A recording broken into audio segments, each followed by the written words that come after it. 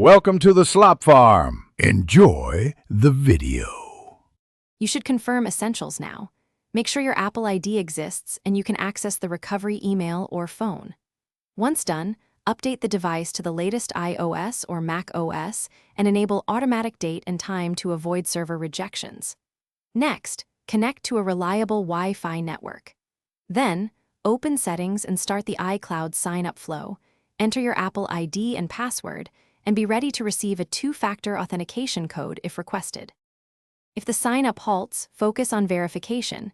You must complete two-factor authentication by approving a prompt on a trusted device or entering the 6-digit code sent to your phone. Once done, make sure iCloud terms and conditions are accepted. Reject prompts block progress. If the account is locked, follow Apple's recovery prompts to unlock. This may take time, so start it before retrying.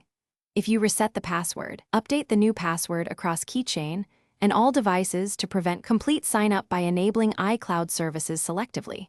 Turn on Contacts, Photos, and iCloud Drive one at a time to confirm each sync succeeds. Once enabled, force restart the device and sign in again if you see persistent errors or spinning status messages. Make sure your payment method and billing address are valid for Apple ID region settings.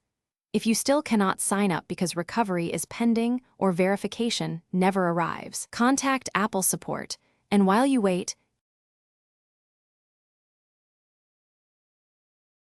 Thanks for watching.